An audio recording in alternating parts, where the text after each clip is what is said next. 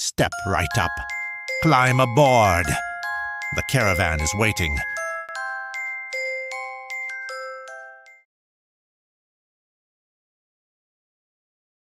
Bad breath. I didn't plan on starting over at 32, but here I am. New apartment, new routine, new job. Freshly single too, though fresh is the wrong word. Nothing about that breakup felt clean. To make matters worse, it's clung, lingered. But it's all right. That's what Fireball whiskey is for. It helps dull the edges when thoughts at night turn too sharp. Most nights ended with a pull straight from the bottle. The first few pulls usually burn going down, but not enough. Some mornings I'd wake up with the cap still off, the bottle tipped on its side, and that sickly cinnamon sting still riding my breath, like a regret I couldn't swallow. The job came by way of a friend's cousin. It's a public service gig working for the school district. Maintenance crew. Second shift. 4 p.m. to 12:30 a.m. Nothing fancy. The pay was decent. Pension. Benefits. That's what mattered. Something stable. Something that could pull me out of the tailspin I'd been in since December. My first week was spent shadowing Rick, a thick-necked guy with a faded marine tattoo on his forearm. He oversaw maintenance at Evergreen Elementary, and while the job was dull, cleaning, sweeping floors, picking up kid messes, stocking bathroom paper, and unclogging toilets, Rick was fine company. He was quiet, competent, and extremely disciplined. He was also a germaphobe. Took me 30 seconds to figure that out. One quick handshake, and he pulled out a pocket-sized hand sanitizer and slapped on a dust mask, like we were in peak COVID. I couldn't tell if it was lifelong behavior of his or a recent trauma due to the pandemic. Either way, I found it ironic that a guy like that ended up cleaning public schools for a living. Then again, I was going to be an arts major sweeping floors on second shift. That's the funny thing about life. It doesn't give a damn about your plans or roadmap. You think you're driving, but the wheels locked and the brakes gave out 2 exits ago. Sooner or later, you end up where you're meant to be, even if it's the last place you wanted to go.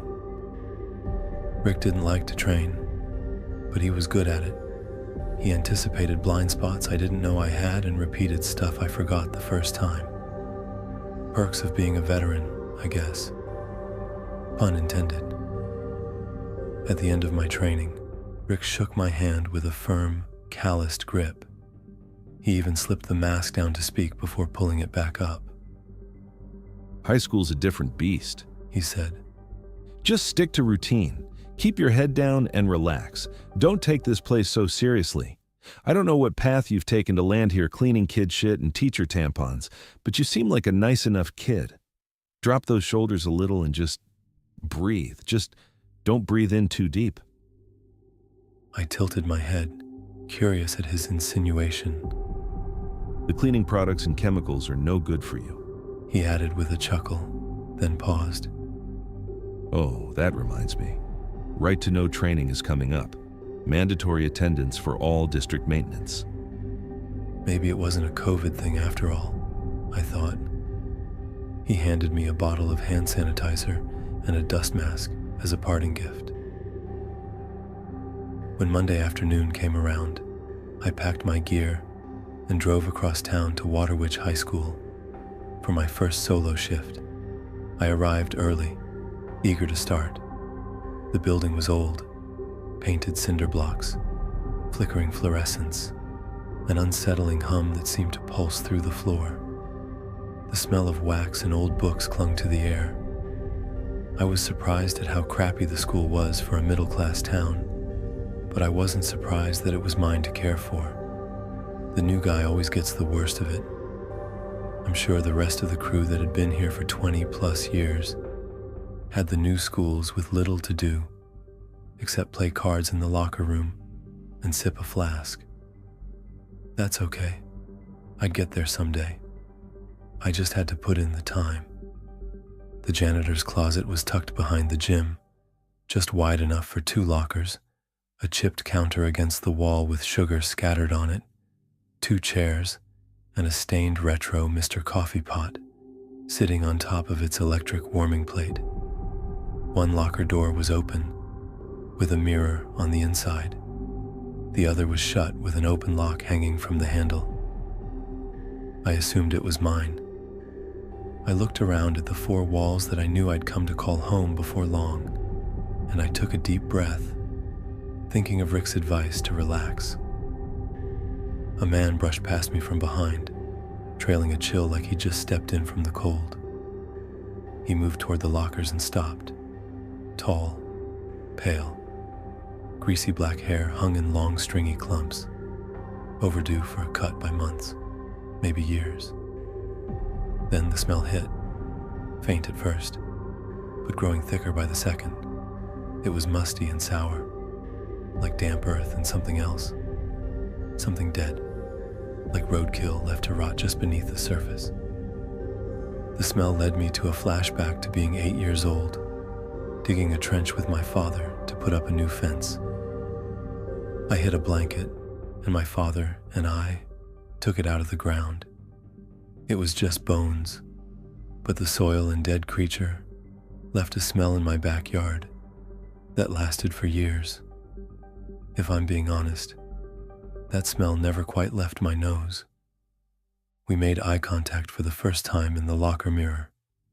"Hi," I said. "I'm Cole, the new guy."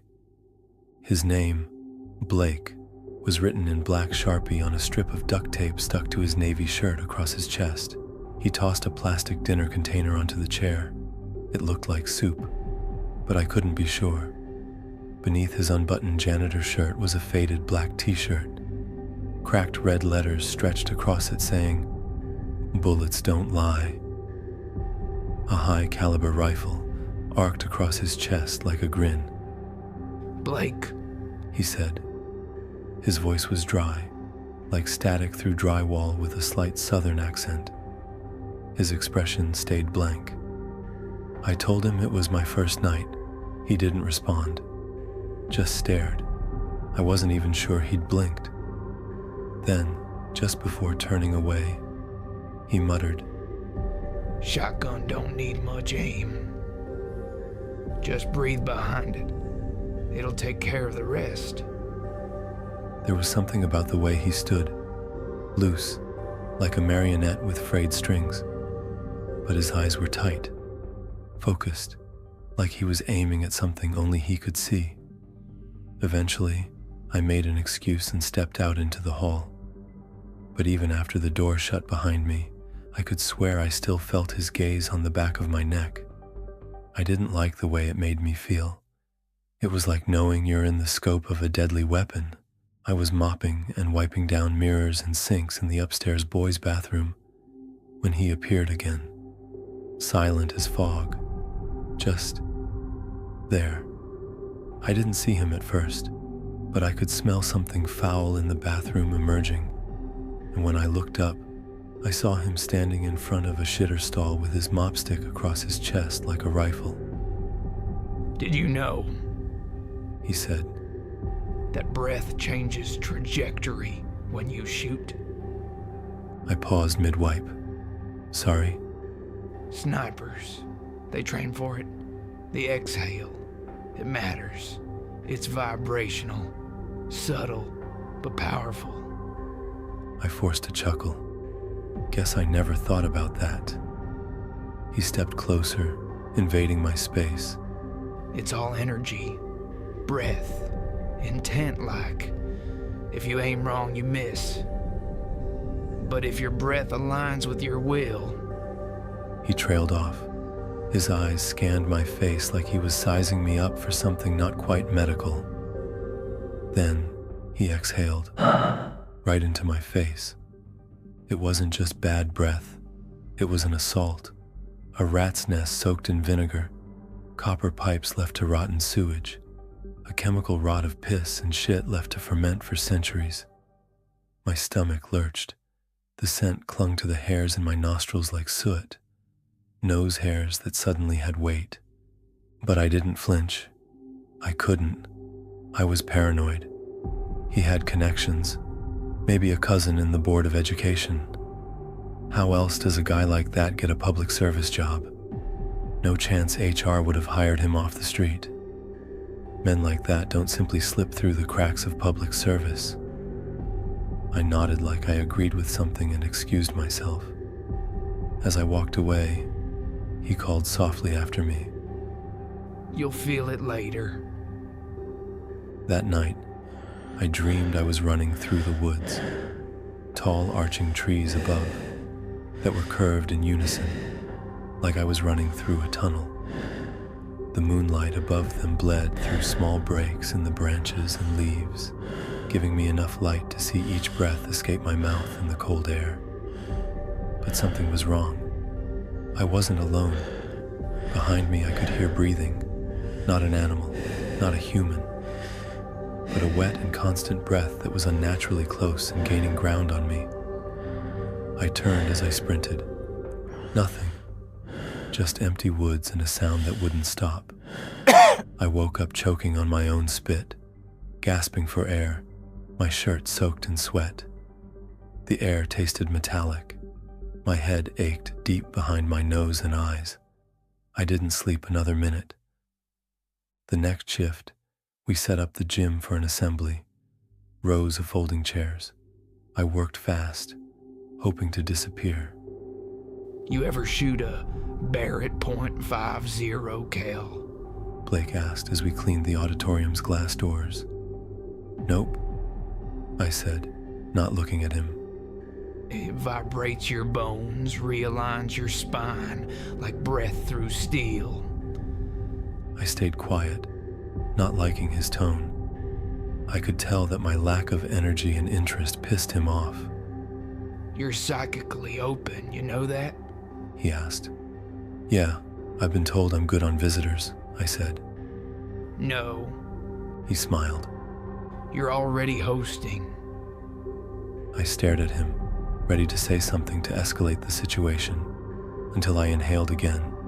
At the same time, he exhaled a thick, colorless smog of his breath, and the ache immediately returned behind my eyes. I fake sneezed into my arm and walked away. Behind me, I heard him laughing under his breath, so hard, he ended up in a coughing fit. That night, I dreamed of my childhood home, an upstairs hallway that never ended. Every door breathed, wood rising and falling like lungs. At the end, a mirror. Blake stood behind me in it, grinning at me. His reflection was darker, hungrier. He cocked the shotgun and aimed it directly at me and pulled the trigger. The shotgun boomed, but no bullets escaped. Just an exhale of his wicked breath like a wall of hot wind off the ocean during a hurricane. I woke up screaming. When I stopped and caught my breath, I realized I could smell his breath in my apartment. In the bathroom, I spit up blood, or so I thought. I lifted my lips to reveal my gums, which were bleeding with dried black blood around some of my teeth. Blood vessels had burst in my eyes. I looked diseased. I spat into the sink. Blood webbed through the saliva like red thread. I looked around. No water bottles to be found, but there was a half-empty bottle of Fireball on the coffee table. I took a swig and swished it hard. The burn felt righteous, like it was killing something. I laid back down, but I didn't sleep for another second. It was a holiday and an off day, another one of the perks of the job. The public service holiday calendar was packed with off days. The timing was impeccable, as I hadn't slept much lately. I got out of bed early with a headache and hit the Black Lantern coffee shop downtown, trying to feel normal. I ordered my coffee and thumbed through Memorials by Richard Chismar, with my back to the baristas as I sat at a table facing the windows. He slid into the chair across the table from me, like we'd planned it. Same black shirt, different slogan. One shot, one kill. Didn't take you for a mocha guy. He said as he sat. It's not mocha, I snapped. It's a shot in the dark. Blake grinned and sipped his black coffee. I felt strange mentioning my order, because it was affiliated with guns. Blake's obsession. A shot in the dark. He repeated back at me and held up his cup before finishing. That's my favorite order here as well. Then he took a long, slow sip of his coffee. When he was done, he hovered his hand over the lidless cup like it was a loaded gun. He grinned, a thin film of black coffee, glossing his yellow teeth like a lamination. He pulled the imaginary trigger and with a soft pew, blew the rising steam straight into my face. You smell like cinnamon, he said, but I didn't answer. How'd you find me? I snapped. I didn't. He said. Felt it. He leaned in. Your breath. It called me. The stench hit again. I buried my face in my cup. Thing about a shotgun. It don't ask questions. Just spreads the truth real wide. I didn't ask. I started to say before trailing off as the fumes of hell itself rose to engulf our table. I buried my face in my cup of coffee again, gulping as much of it down as I possibly could. My throat burned. When I put the empty cup of coffee down and swallowed what was left in my mouth, Blake stood up and left. I took a deep breath, thankful, but I could still smell him, ruining my morning and off day. I couldn't sleep that night, fearful of what dreams I had in store for myself. So instead, I got lost in a fresh bottle of whiskey. I didn't remember passing out, but I must have at some point. When I came to, I was in the middle of a dream with bright fluorescence humming overhead, cold, buzzing lights, like the ones in the gymnasium at school. There were tables stretched out in rows beneath an arched ceiling. Guns, hundreds of them. Rifles, pistols, stacks of matte black ammo boxes. Vendors smiled at me like I was a regular. Some nodded. One man even slapped me on the shoulder as I drifted through the gun show and said, "Glad you came back, brother." I wandered between tables, fingers brushing steel. Everything felt familiar. A laminated tag caught my eye. The same revolver from a gun catalog I'd gotten in the mail the other day. Same model, same name. And beside it, a folded black t-shirt with red cracked letters. One inhale, one exit. My throat went dry. A voice behind whispered, See, you're one of us now. I reported early to Right to Know, training, hoping to run into Rick so I could put out some feelers on his thoughts of Blake. But he didn't show. I sat in the front row, and the other janitors who came in after me started filling in the seats in the back rows. Blake, of course, sat right beside me when he arrived. I knew I should have come later, I thought. The training was long and boring, the instructor droning on and on about chemical safety. I was just glad I didn't have to work second shift tonight with Blake. This 4-hour training counted as my 8-hour shift for the day. A small win, but a win nonetheless. Something I was starving for. During a quick 10-minute break for us to use the restrooms or grab a cup of coffee, I looked down at my phone to check the time. I accidentally opened my camera app, but decided to look at my gums to see if they were still bleeding, since the inside camera was already open. As I pulled my gum back and lifted my phone camera on my iPhone, Blake leaned into sight on the camera and whispered in my ear from behind. They used to call us breathers, He whispered. soul breathers, Walkers between. We're a bridge to darkness. I stiffened. He sat down next to me and took his pointer and middle finger and walked them across his left leg onto my leg while whispering. Walkers between. My jaw tightened.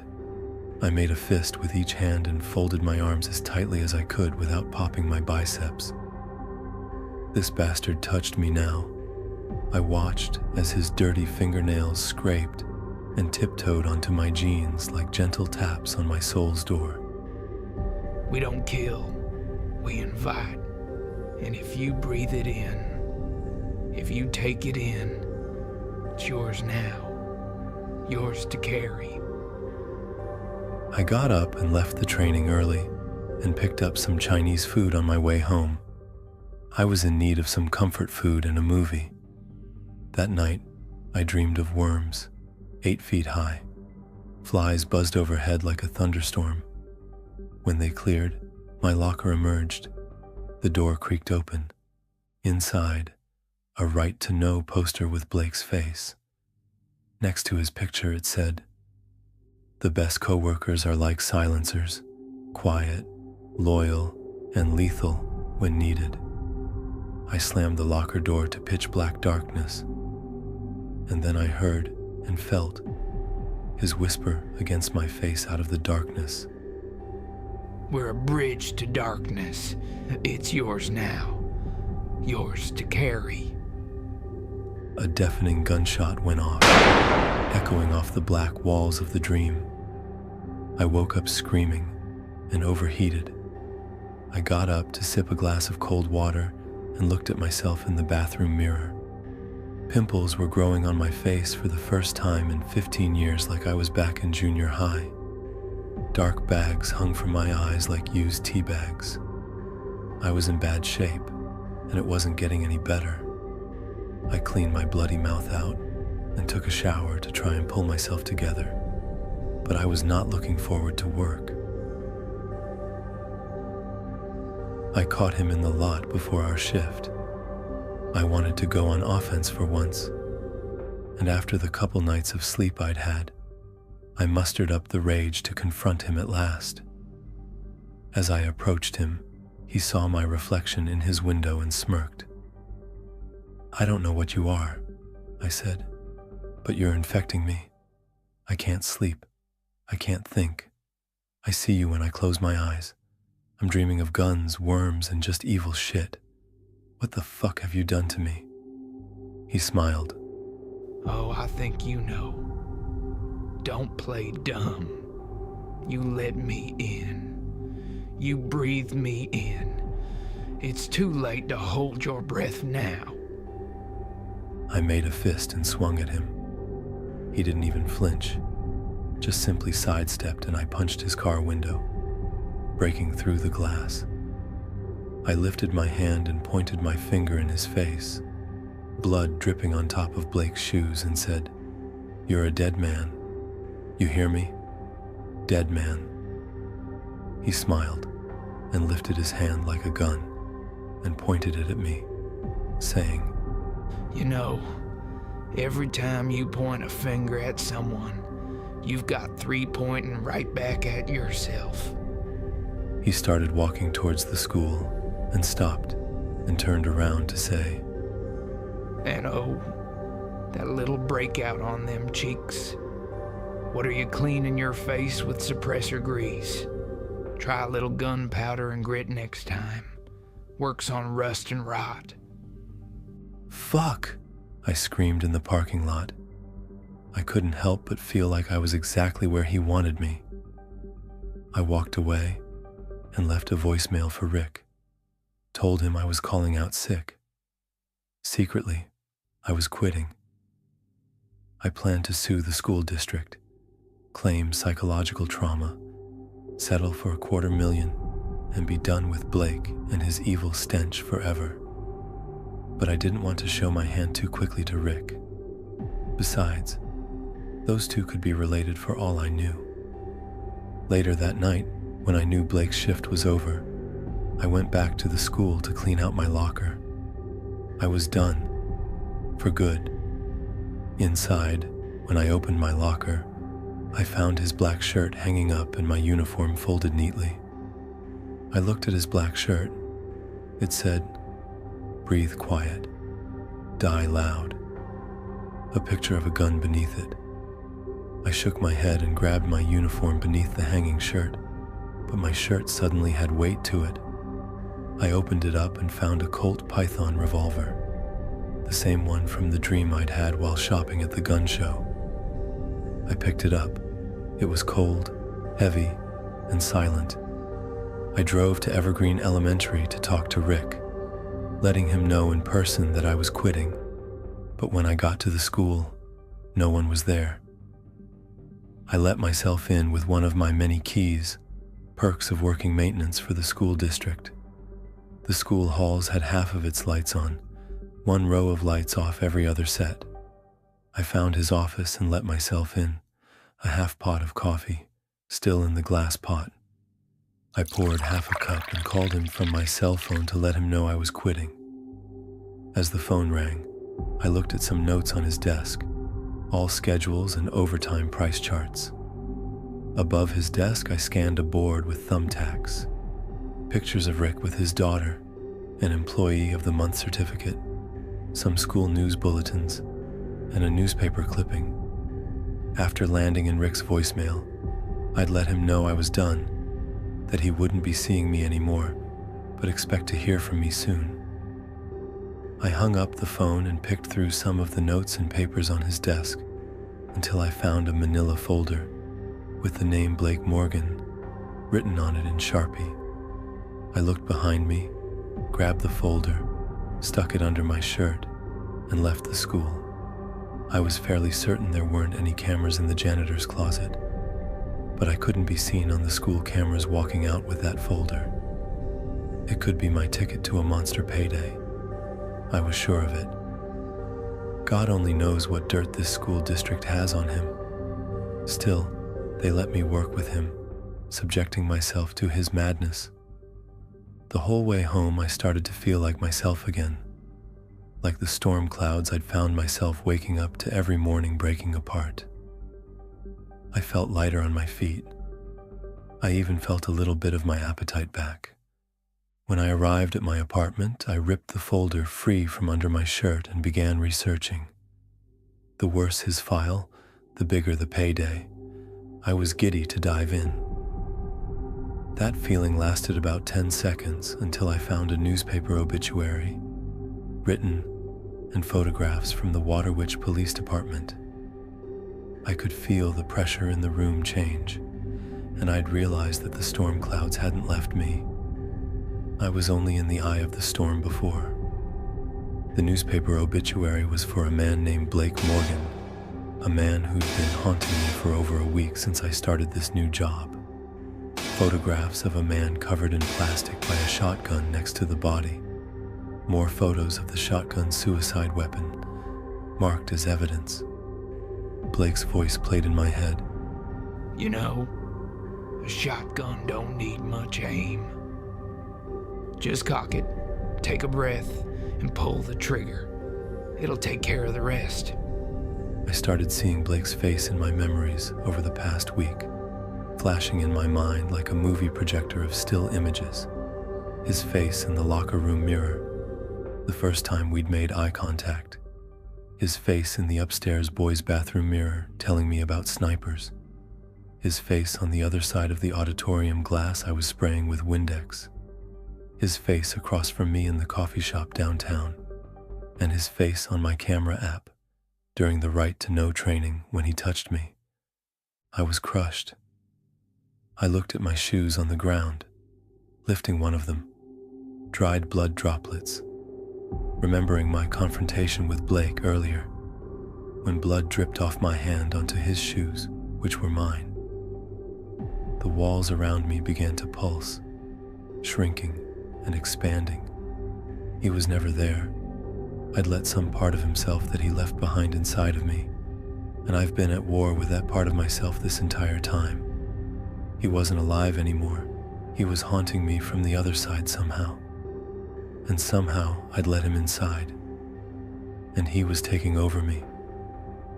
The air and light felt otherworldly. I wanted to escape this nightmare once and for all. I fainted on my couch as the walls finished closing in on me. My eyes opened, and I rubbed my forehead for so long I couldn't move anymore. I tried to get up, but I couldn't. A smell started falling over me, the smell of Blake's bad breath. He stood in my kitchen, humming, sipping from my mug. And when he turned to look at me, I saw myself. He wore my face. Hey, Cole. Want a shot in the dark? He asked, smiling as black coffee and blood dripped from his mouth onto the kitchen floor in a puddle. No, I screamed, but I woke up. It was just a dream. Something still felt wrong, and I could still smell hints of that chemical rot inside of my apartment. I stood up, dizzy. I could barely stand. Light stabbed at my eyeballs. I ate a handful of Cheerios, but the food tasted like dust and burnt wires. I sipped water and spat it out because it tasted like bugs and rust. And worst of all, the breath, my own, reeked of him. I looked in the mirror. My eyes weren't mine. I smiled, but in my head I could tell it wasn't me. I looked at my shirt in the mirror and looked down at it again on my chest, pulling it out with both hands, pinching the cloth around my pecs. It said, 1 shot, 1 kill. Blake stood behind me, rubbing and massaging my shoulders, and said, You know, I always said shotgun's like a good dog. Loud, loyal, and it don't take kindly to strangers. He finished with, Do you have a little puppy? I reached under my shirt, pulling out a Colt Python that I'd wedged in the waistline of my jeans. I held the gun in both hands like a priest with a chalice, reverent and quiet, studying the weapon.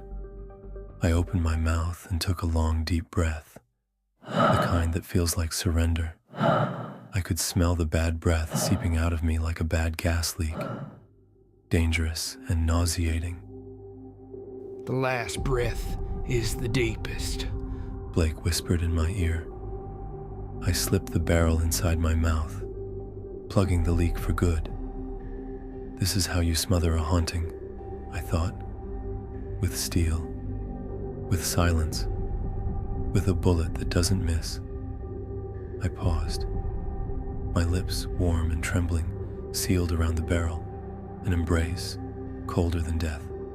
I exhaled slowly, once for every step Blake took inside me. Each breath fed him, invited him deeper. But now, each breath was a countdown. And now, 1 shot to release him once and for all. 1 shot to bleed him out. I pulled the trigger.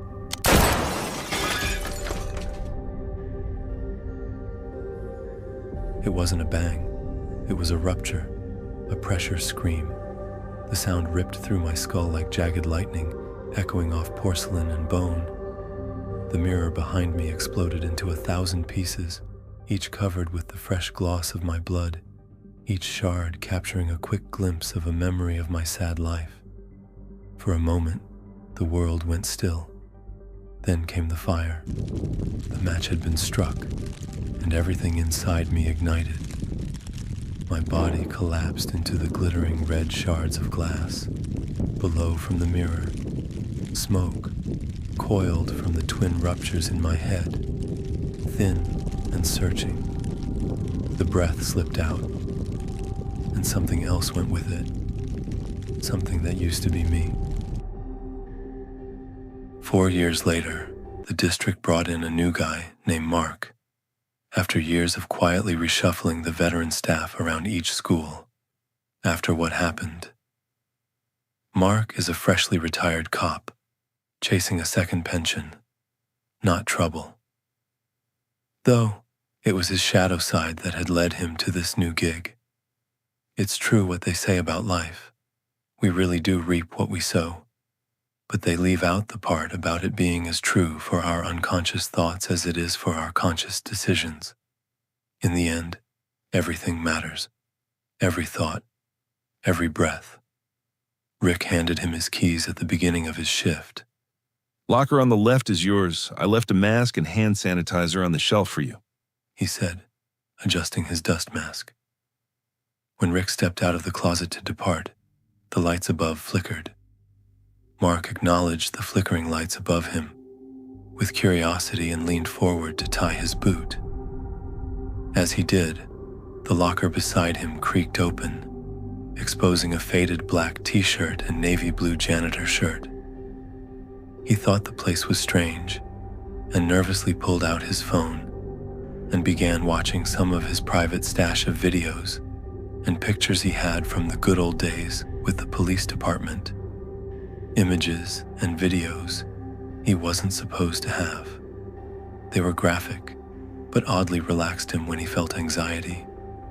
He watched until he began to smell something, and he looked up when he saw a figure appear behind him, in the locker mirror, making direct eye contact with him. Have you ever held a Colt python? God, what a machine. It's not just a gun, it's precision, balance, and grace. 6 chambers like a choir, and every pull sings judgment. You feel it in your teeth when it fires.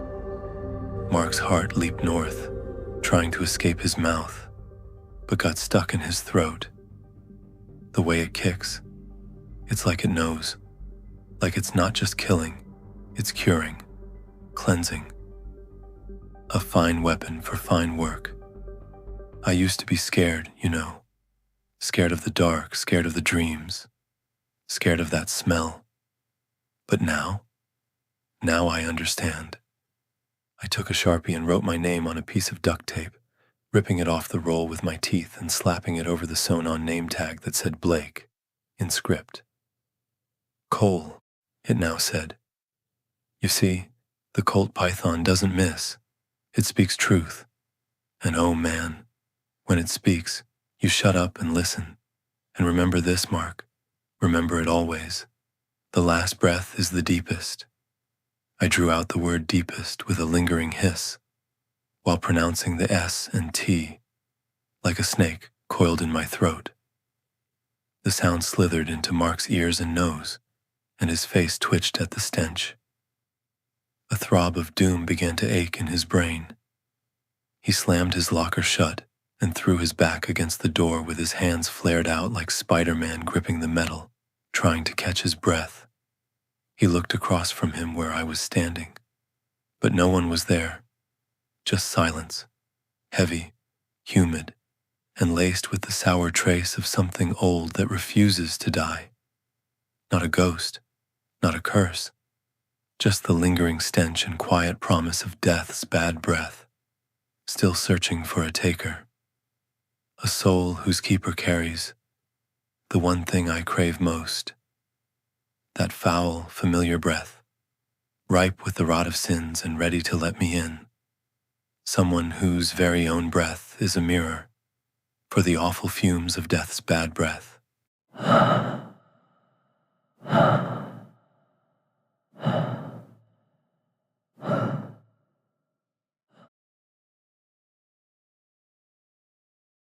Thanks for watching. I hope you were scared to death. If your heart's still beating, like and share. And if you dare, subscribe for more delicious horror. We'll be waiting, right here in the dark.